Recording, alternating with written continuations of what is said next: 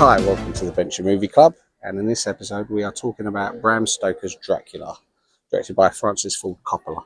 So this is why I'm at Bran Castle in Transylvania. Set in the Carpathian Mountains, you can see why this castle in particular was such a huge inspiration for the legends of Dracula himself. The town has really made a big deal of it, as you would, and beautiful place, really Gothic, really old. So how was Transylvania then? It sounds like you care. No, I'm just asking you. So how was Transylvania? How was Transylvania, Charlie? How was Transylvania? Well, you know what Adam said to me? He said, every time you say it, you've got to go, Transylvania. So I said, I'll go up to people and say, excuse me, my plane is late for Transylvania. Yeah, I don't think many people would have spoke to you. No, well, they didn't anyway. So what was it like then? Was it what you imagined it to be, or? No, I mean, in a way it was. I really like the town. I really like. Is it quite Gothic? It's quite Gothic, but the actual castle itself, it's all like white stone. It's not like how you picture it in the film. I imagine it's built like dark and sort of greys and blacks. Like how you imagine Dracula's castle. Gothic looking. Yeah, but no, it's authentic, obviously, but it was all like white stone, and but I still liked it. Yeah, it was good. Nice food. Nice. What's Transylvanian food like? It's got blood in it. No, like Romanian food, some of it is a bit ropey, but some of it's really nice. Okay. You know, like there was this really nice pudding called papanache, which is like this big warm donut with cream and jam, but it's not like donut jam, it's proper jam with like all the seedy bits and stuff like that. And sounds quite I thought I'll try it, and quite healthy. It was lovely. I had it every day. But no, I've done all that just for this film. Okay. Dracula, Bram Stoker's Dracula, directed by Francis Ford Coppola, who also done Godfather. Coppola, isn't it? Coppola. Yeah. Coppola, that's the apple juice, isn't it? Right, anyway, go on. I can't see what that says. I can't read my own handwriting. Nunnies. It was in. He done a film called Nunnies. No, he didn't know. What is that? Oh, it's going to bug me. I'll know when I look at his IMDb. And it stars Gary Oldman, who's in loads of things. He's in True Romance, Leon. This was his first big lead role, I guess. Was Leon before this? No, you always think that. Leon's much later than this. Oh, okay. And he weren't a lead in that anyway. That was like about 4 years after this. He was one of the sort of leads in it. He was the baddie, wasn't he? Yeah, he was, yeah. Oh, I mean, he kind of was the lead in Sid and Nancy, but it was joint lead, wasn't it? Anthony Hopkins, who, this is after like Silence of the Lambs, and he was also an Elephant Man, but he was riding high because he'd won the Oscar for Silence of the Lambs. Winona Ryder, who's in Beetlejuice, Mermaids, Stranger Things. Keanu Reeves, who's in The Matrix, John Wick. Kerry Ills, who's in Princess Bride and Liar Liar. He was the one that Lucy chooses. Right. No, they've got the three men who she likes. Yeah. Like one of them was Richard E. Grant, isn't it? Yeah. And there was the tall. And there's the one who's like her fiance. Yes, her fiance. That's the one. Yeah. Kerry Ills. Yeah. I'm trying to think what you might have seen him. Have you seen? You ain't seen Liar Liar, have you? No.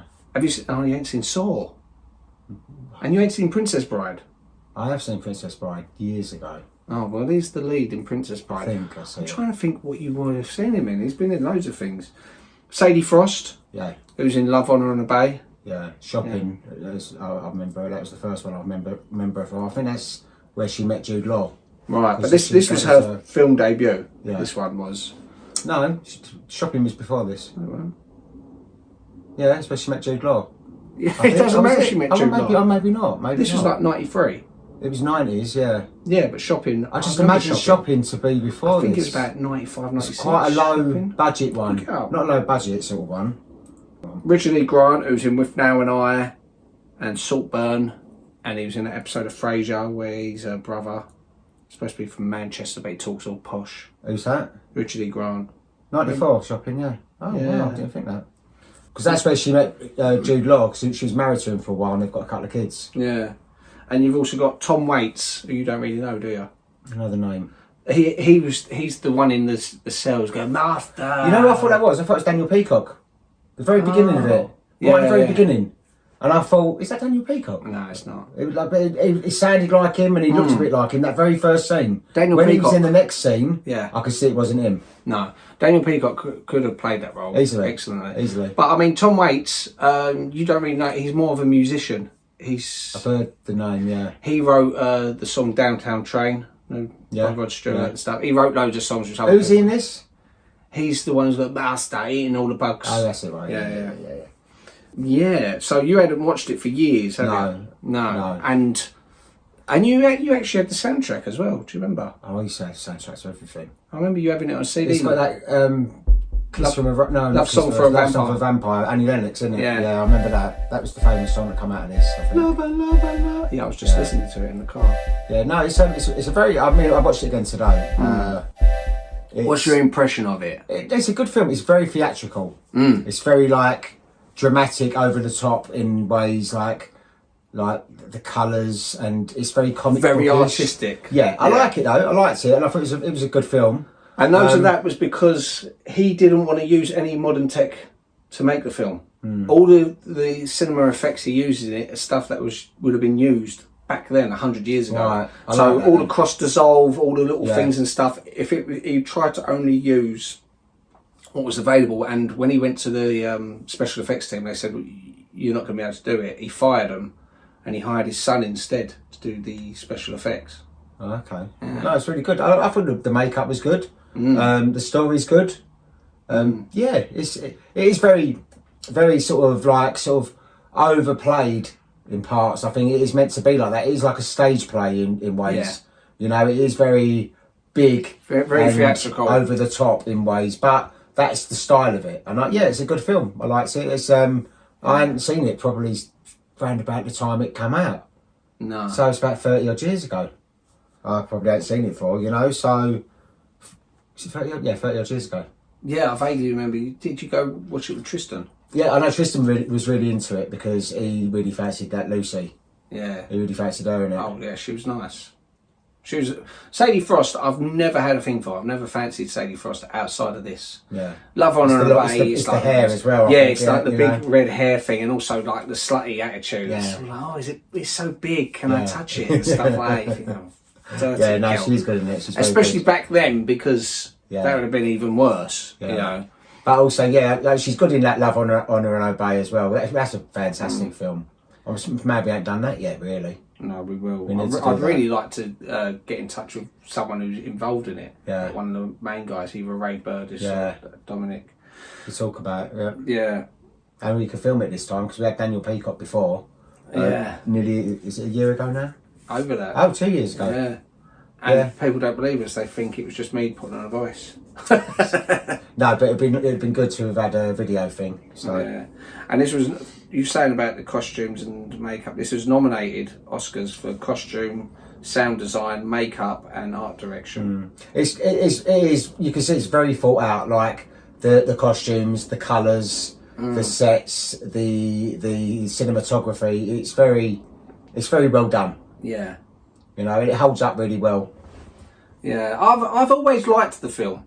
I think when I done my top 10 vampire films, I think it was number 4 I put it, maybe. Yeah, I like it. It's not the kind of film, as I said, I've probably seen it maybe a couple of times. You had it on VHS, definitely had it on VHS, because that's how I remember watching I used it. to buy them. I used to buy like when films used to come out all the time. I'd buy them. I used to go to Blockbusters, and when a film first come out, they'd have loads of copies of it. Once it started, sort of after about a month or so, then they'd thin down the copies, so then you could buy the X rentals. And I used to do that, like a tenner and stuff. So they were still new at the time. I used to have them all on display on my bookshelf. Yeah. Yeah, no, it was good. Sad. No, it was good. It was like a little library. I used to watch them all systematically. I'd go, right, The only problem accused. The only problem with that, people used to come round and go, "Oh, look, let me take that." Look, you'd have aunts and uncles and cousins and go, "Oh, let me," and look, people would be taking it like it's a fucking video show. And they wouldn't give it back though, because there's no fine. The guy's forgotten about it. No. You know, it's frustrating. Never But, mind. you know, Christian Slater turned down the Jonathan Harker role, the Really? Keanu Reeves role, and he regretted it. Yeah. Yeah. He would have done, I would have thought, yeah. Yeah. He'd have been good in it. It would have been good. He probably wouldn't be able to do it. See, Keanu Reeves is good. I've never been a fan of Keanu Reeves. Keanu.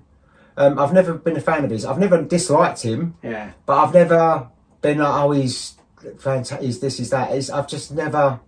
No, he's not. He's not a fantastic. He's not a great actor. He's not a good actor, really.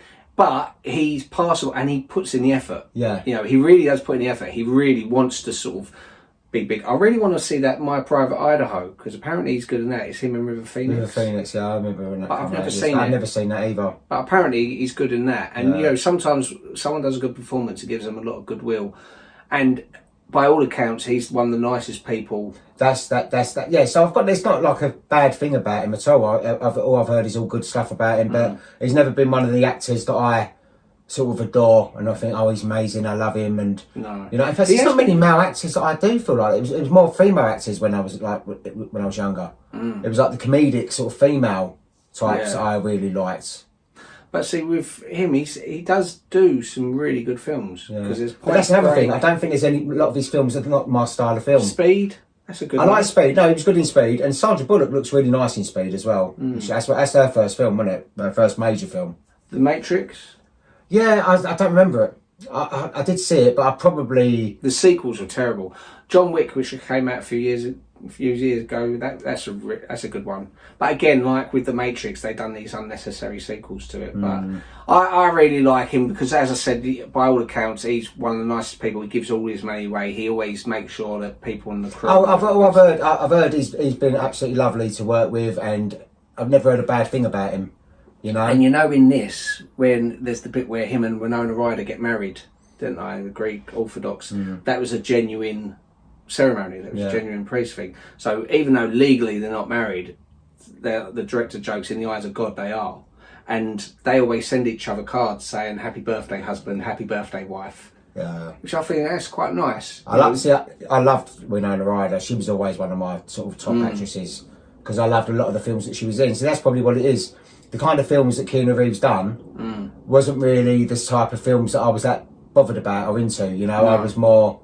See, this was Winona Ryder's stuff. project before anyone else's, because she's the one with the script, and she went and took it to Francis Ford Coppola. And she was really big at this time as well. This is really at her peak, wasn't it? This is like she'd done Beetlejuice, Mermaids, Heathers, she done. Yeah. And she took it to Francis Ford Coppola because there was a bit of, not so much animosity, but she was meant to be in Godfather 3, and then I think he swapped her out for his daughter, Sofia Coppola, and everyone slagged him off because he said his daughter can't act. Yeah. She's a great director now, by the way. But Winona Ryder would have been great, because she's a fantastic actress. So she went to him with the script thinking he'll just look and go, oh, okay. But as soon as you see Dracula, he was really excited because it's one of his favourite books. So he was like, oh yeah, I'd love to do it. Yeah. No, I like her in it. It's a shame, as I said, I like Keanu Reeves, and he apparently Francis Ford Coppola refuses to say anything negative about Keanu Reeves, especially his accent, because he watched him try. He said, I've never seen someone try. I don't think his accent's it's not great. That's not a thing. Yeah, but it's not a thing that I know where the bastard lives. Yeah. And it's people ridicule. But I think it goes. I think it's forgivable because of the campness of the film and the theatrical side of the film. Exactly. And if it was more of a realistic sort of gritty Period drama, piece. then you would notice it more. I think because it goes with, because it's also over the top and the colours, like the blood splattering here, and like the cinematography is great. Like, you know, when she's walking down into the garden with that red chiffon-y thing, like, just there's certain scenes that just really look good. Boobs keep falling out. Yeah. So that Kerry Hills, he's American, but he does a really good English accent. Yeah. Some people do fantastic English accents, but then some Brits do fantastic American accents. Yeah, I think it's easier for a Brit to do an American one because there's so much American stuff. And also, there's so many different dialects, there's so many different accents that they could go, oh, is that from here or is it from there? You know what I also think it is? I think it's one of those things that British people ridicule other people. So it's like someone says something, you take the piss out of them, you'll copy their voice. And instinctively, as a nation, we copy people. Whereas Americans think that's a bit rude. They think that's uncalled for. If someone sort of blubbers or makes a mistake or their voice goes high pitched, they won't mention it. Whereas we'll go, oh really, woo, and we'll make fun of them, and then it becomes like second nature. You know, I think that's a little aspect of it. Yeah, I know this something recently. I was like with someone about when I say it, and I go like, "Got to get out of here," you know, like it's like if it's yeah. No, I understand that, but one person. Yeah, Gary Oldman decided he'd do the film after he read the script because of the one line, "I've crossed oceans of time to find you." He just really wanted to. It's a nice love story sort of thing, and it is. Which is weird because of the previous Dracula films weren't love stories really. I mean, it was him like, I want you. Yeah. But it weren't done in a romantic way. This way, and I mean, he's not an ugly person, Gary Oldman. But it's not as if like he was like He's not a heart for a rival. No, he's just like a normal looking bloke. Because they got Keanu Reeves because he was a matinee idol at the time. He's up and coming. I think he was in that Parenthood as well, wasn't he, Keanu Reeves? Yes, he was in Parenthood. Yeah. See, I like that Parenthood. Yeah, but it was good because I like the romantic aspect of it. Because even though you think Jonathan Harker doesn't deserve to be cheated on, no. Because I know there's the bit with like Anthony Hopkins digging him out. He goes, "Oh, so when you slept with those 3 vampire women?" Yeah. But you know, what's he gonna do? Can you blame him? No, he was under a spell. Yeah, that would be your excuse, wouldn't it? I was under a spell. There's 3 of them, and they're like biting me and stuff. One of them is Monica Bellucci, who was in that recent. No, that Beetlejuice that came. Beetlejuice. No, the woman who comes back from the dead and she puts herself together. I've only seen it once. Beetlejuice. Okay, well, the woman who's chasing Beetlejuice, his wife, who's trying to kill him. Yeah, that was her. She was one of the vampires. Oh, apparently, you know, there was the scene in it. You know when Sadie Frost is carrying that little girl. The little girl was actually petrified of her in real life, and they had to do a lot of like sweet talking for them to do another take and all that. So she was screaming anyway, weren't she? But a lot of that's probably real screams because she. And then she drops her. Yeah. I wonder if she dropped her for real. No, I doubt that. If it had been a film from like the 70s or 60s or something, it probably would have happened. Yeah. I want to mention Wojciech Killer, who's the composer, who hasn't really done that much. But I remember... The score's good. Yeah, I really like the score. I really think it's really sort of dramatic. Really dramatic, really theatrical and dramatic, yeah. Goes really well. Yeah, I don't think it could have been done better. No. It works really well. Right, a little fact. You see the blue flames in it? Do you know why they're there? No. No, I never did. I remember looking and thinking, what's that feature and what's that effect for? And I thought, any great effect. It looks like a couple of rings of... Yeah. Well, that is a reference to the novel, because in the novel, one night every year, blue flames are seen over areas containing hidden treasures. So, and also in the novel, the coachman who's driving along stops the horse and keeps putting rocks down whenever he sees blue flames, so the next day he can go dig up treasures. Okay. And I think that's a bit of a weird thing. What's got I nothing just to do don't with think the Dracula. flames were that great. No. It was like they was like sort of piled upon each other, sort of thing. You know, but again, this is like a gas ring, and then another gas ring, another gas ring. But how they done it weren't modern effects. They used really old effects. So they're superimposing the thing on it. Yeah, no, it's good. So give them a break. You know what I mean? And Gary Oldman was drunk when he done the razor scene. You know, when he's licking the razor. What's that? Yeah, it was after just like his character in Friends. Yeah, he kept spitting at Keanu Reeves. Yeah, and apparently the lid of the coffin was so heavy that Sadie Frost couldn't move it, and she had a panic attack in there one time when they left her in there by accident when they went to lunch. They switched the lights off and left. Someone done it on purpose, I expect. God. Bram Stoker's name was put in the title as a tradition of Francis Ford Coppola movies. Because loads of his films, like Godfather, it's Mario Puzo's Godfather. So whoever the author was, he honours them by sticking their name above it. Yeah, but Godfather's not known as that. Godfather's just known as Godfather. Well, it does have, if you look on the poster, it will have Mario Puzo's Godfather or John Grisham's The Rainmaker. However, some people say it's because Universal own the rights to Dracula. Oh, okay. But not the original novel, so it's to differentiate it so they don't get sued. Right, I get you. Yeah. Yeah, during the maze scene, Mina and Lucy romantically kiss each other, they were under Count Dracula's influence. This was to show that both women would become unwitting sexual pawns to Dracula. So, yeah, good. Good on them. Producer and director Francis Ford Coppola screened the movie for close friend George Lucas, who suggested that, in adherence to the vampire mythology, Mina should decapitate Dracula as the ultimate release for him to reach heaven. Coppola agreed and shot it 3 weeks before the movie's release. Oh wow! So that last minute change, yeah. but it's good. It works. I think it does work. Yeah, and it is because he's like you don't hate him. You feel sorry for him because at the beginning he's just lost because he's lost the woman that he loves, and you know. And I think the way it's shown, you do believe there's got a bit of empathy as well. Like when he's about to let her come to his side, and he wants her to join him and all that, and he's going, "No, I don't want you to live a life of this. I can't. I love you too much. I can't do this." So like, he's not selfish. He does truly love her. Yeah. It's a really nice love story, actually. Really. And fair play to Keanu Reeves, Jonathan Harker, because when they were like, "Oh, we gotta go kill him," he said, "No, leave her. She's got this now." You know. Yeah. This started off like a series of obviously you had Bram Stoker's Dracula, and then they done Mary Shelley's Frankenstein a few years later, which was Kenneth Branagh and What was that like? I've never seen that. It's not that great, no. I'd watch the new one over that personally. You had Jack Nicholson in Wolf. Remember Jack Nicholson, Michelle Pfeiffer? That wasn't a great film either, though, was it? No, not from. I remember I really wanted to like it because I love Jack Nicholson, Michelle Pfeiffer, and even James Spader's in it as well. But I remember watching it. There's some bit about him weeing on someone's shoes in the urinal and biting a deer's head.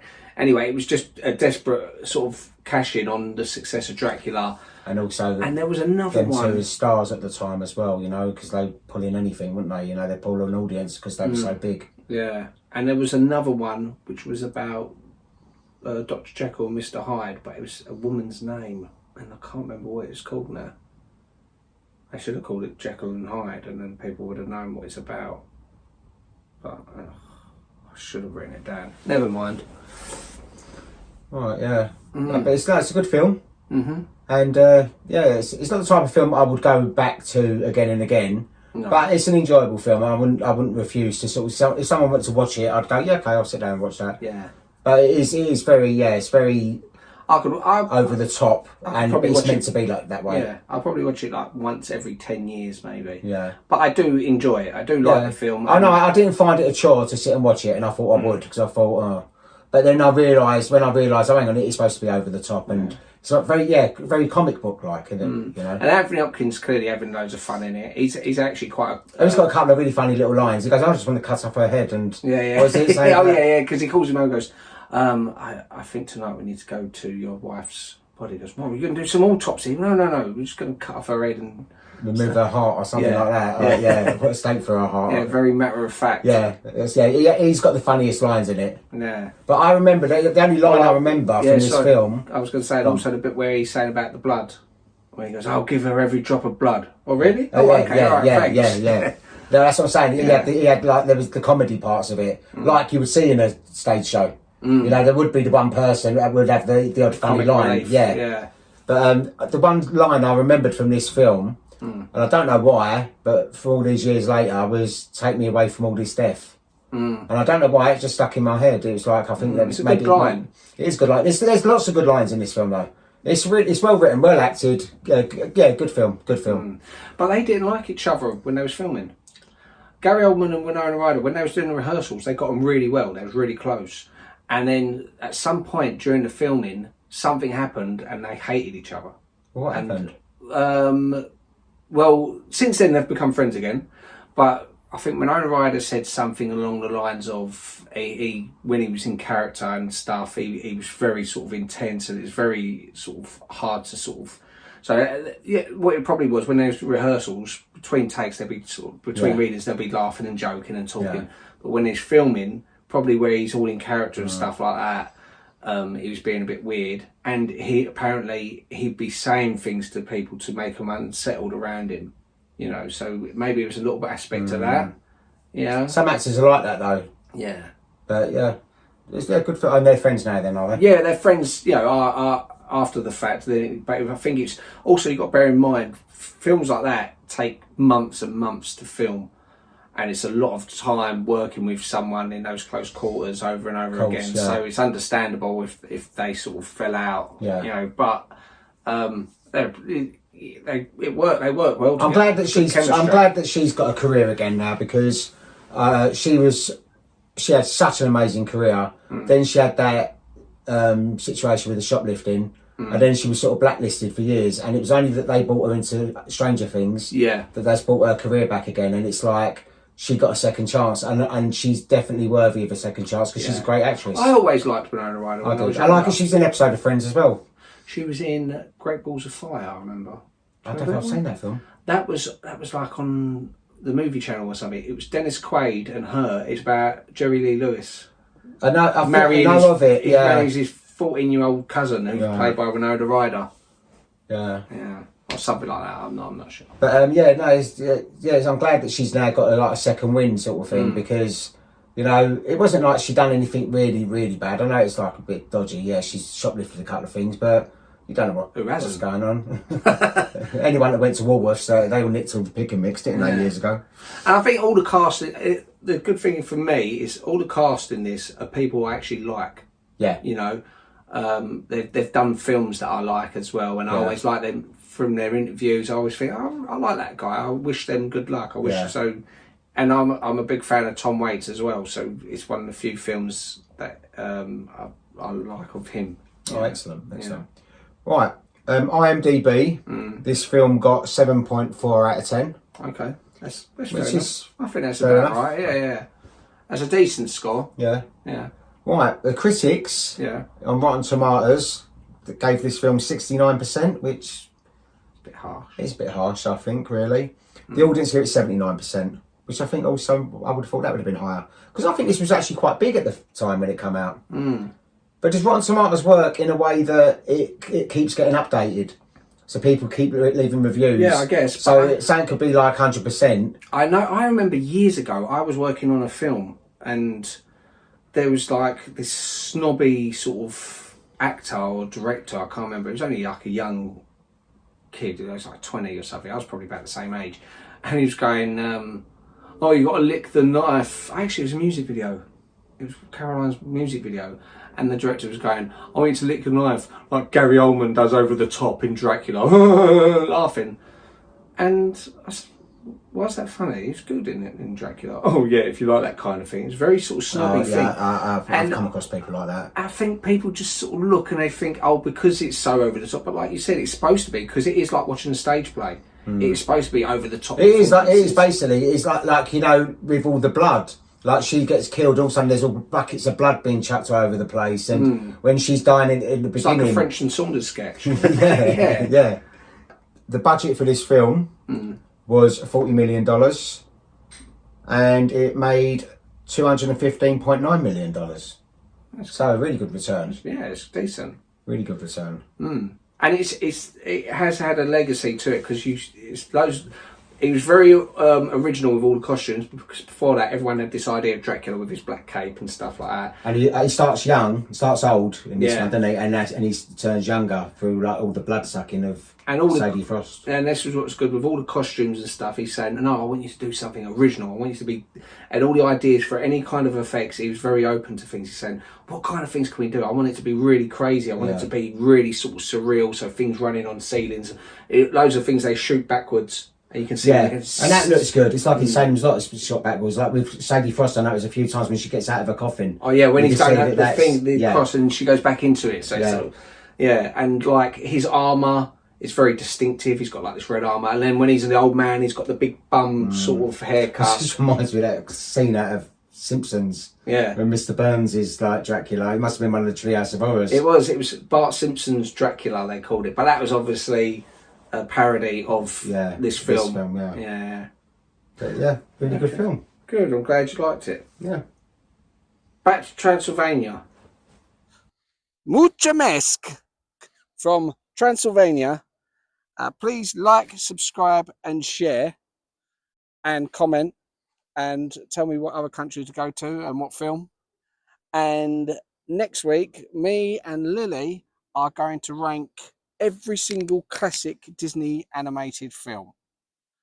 And there's a lot of them, but we've been watching them and we're going to rank them next week. So see you then.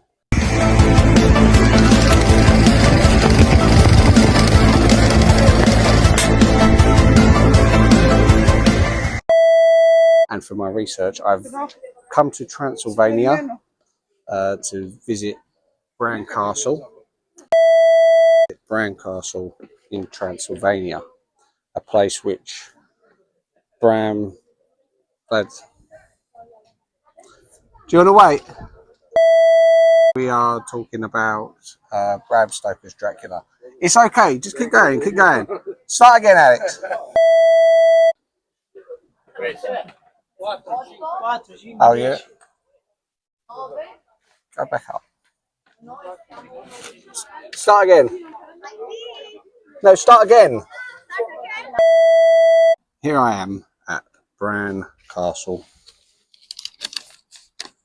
Yes, Bran Castle, which was the inspiration. What are you doing? What are you doing? God. Why do you keep going up and down? No, okay. Maybe. Right.